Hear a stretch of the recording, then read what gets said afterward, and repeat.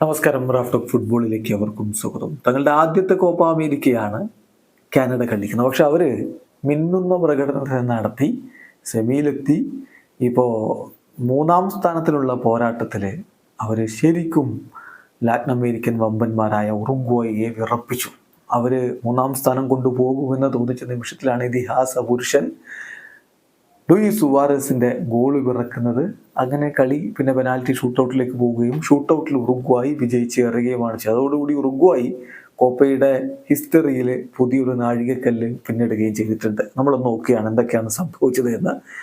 90 minute കഴിയുമ്പോൾ കളി 2-2 സമനിലയായതിനെ തുടർന്ന് 3-4 പെനാൽറ്റി ഷൂട്ടൗട്ടിൽ ഉറുഗ്വായി പിന്നെ വിജയിച്ച് കയറി.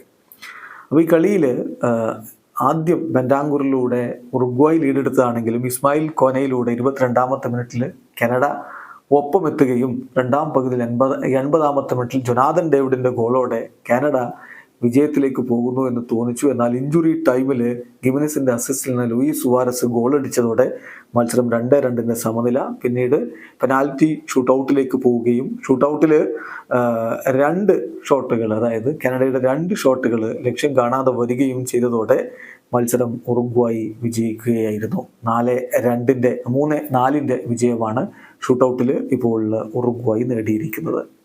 ഇതോടുകൂടി കോപ്പ അമേരിക്കയുടെ ചരിത്രത്തിൽ 10 തവണ മൂന്നാം സ്ഥാനത്തെത്തുന്ന ആദ്യ ടീമായിട്ട് ഉറുഗ്വായി മാറിയിരിക്കുകയാണ്. 1921, 1922, 1929, 1937, 1947, 1953, 1957, 1975, 2004, 2024 ഈ വർഷങ്ങളിൽ നടന്ന കോപ്പ അമേരിക്കയിൽ അവർ മൂന്നാം സ്ഥാനത്തായിരുന്നു. അങ്ങനെ Uruguay are the first nation to finish third at Copa America 10 times അവർ റെക്കോർഡിട്ടിരിക്കുന്നു. ലൂയിസ് സുവാരസ് ആവട്ടെ അദ്ദേഹത്തിൻ്റെ ഉറുഗ്വായ്ക്കൊപ്പമുള്ള 69ാമത്തെ ഗോളാണ് ഇന്ന് നേടിയിരിക്കുന്നത്. 2 വർഷത്തിനിടയ്ക്ക് അദ്ദേഹത്തിൻ്റെ ദേശീയ ടീമിനായിട്ടുള്ള ആദ്യ ഗോളാണിത് എന്ന കാര്യം കൂടി ഓർക്കുക. വീഡിയോ അവസാനിക്കുന്നു. ഫുട്ബോൾ ലോകത്തെ കൂടുതൽ വിശേഷങ്ങളുമായി റാഫ്റ്റോക്സ് വീണ്ടും എത്താം.